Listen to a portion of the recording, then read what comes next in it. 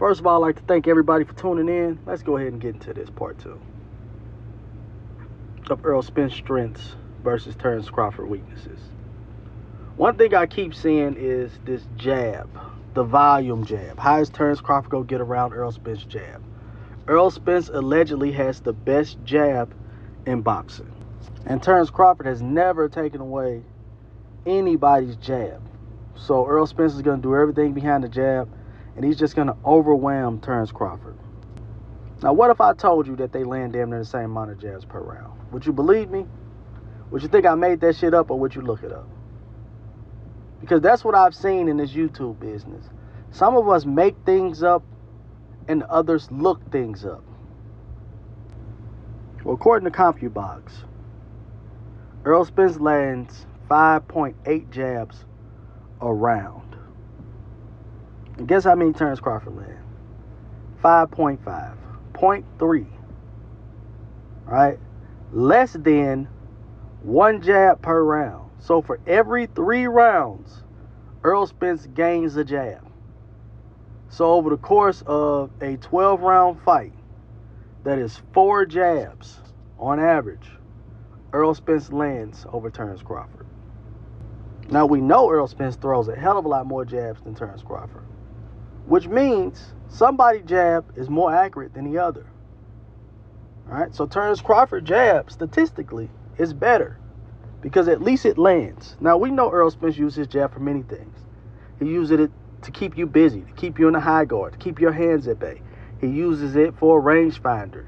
He uses it just to keep busy. Right? So when people say Errol Spence comes out, he starts fast, a lot of that is just pumping that punk-ass jab that ain't landing. People will tell you one of Terence Crawford's weaknesses is he gets hit too much. Terence Crawford gets hit about 7.5 times per round. We can round that up to 8, right? We'll round it up. Errol Spence gets hit 9.7 times per round. Now, I guess we'll round it up to 10 just to be fair. He gets hit 2.2 times per round more than Terence Crawford. And if you ain't new to this channel, I've already proven that they fought relatively the same competition in recent memory. So we go back 8 years, they pretty much fought the same level of competition. I would actually give the edge to Crawford. Okay? Those videos on here, we got the curious case of Sean Porter, to where they try to act like Sean Porter was not the same Sean Porter. We also have the curious case to Kell Brook, to somehow he was over the hill at 34 years old with 2 losses. But Dennis Ugas, right, who was 35, damn near 36, with 4 losses and 12 knockouts, was a killer. So we already got that video on the page. You can go ahead and check that out. We got another video to where I talk about, even if you look at all the top fighters on Errol Spence's resume, there are a bunch of guys that Terence Crawford knocked out that put hands on all of the top fighters on Errol Spence's resume other than Mikey Garcia. We're talking about life or death fights, split decisions, right?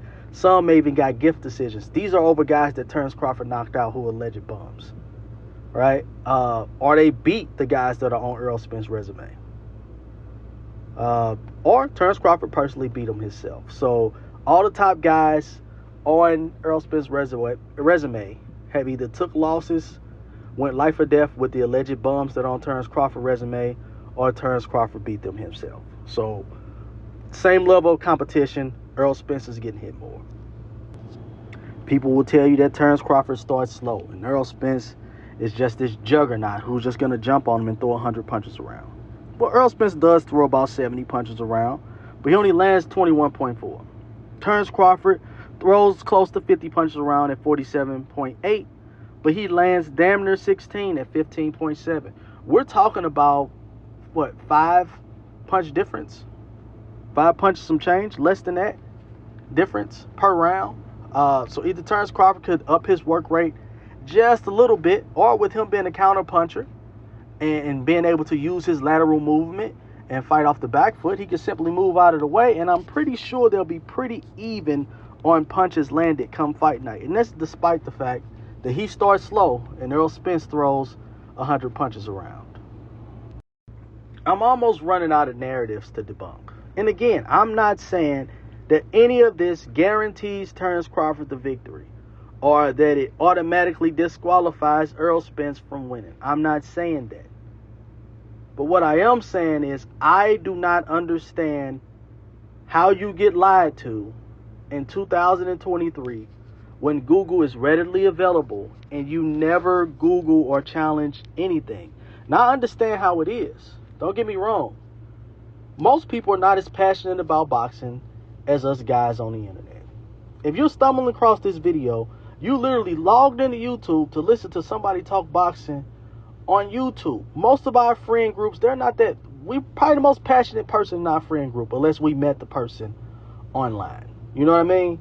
So we come online, and damn near everybody with over 10,000 subscribers at some point was all lying to us.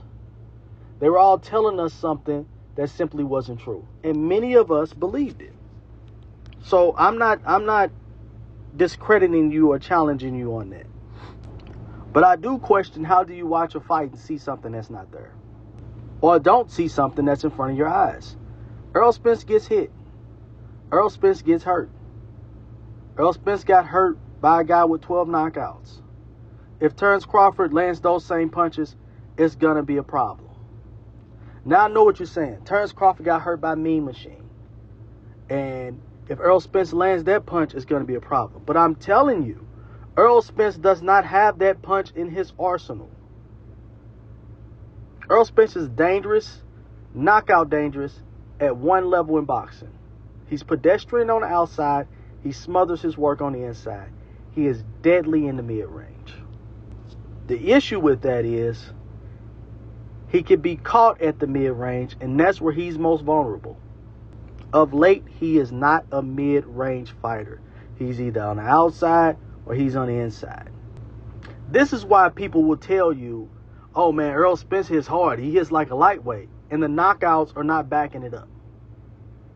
The reason the knockouts are not backing it up because he's fighting the inside fight and he's not getting the proper leverage on his punches. Yeah, he's hurting the guys. He's banging them up. But he's not getting that proper one-punch knockout, turn your lights out, log off the computer power. He's not getting that. He's not generating that on the inside. That's why a lot of these guys are getting carried to these later rounds. Many of them to the final bell.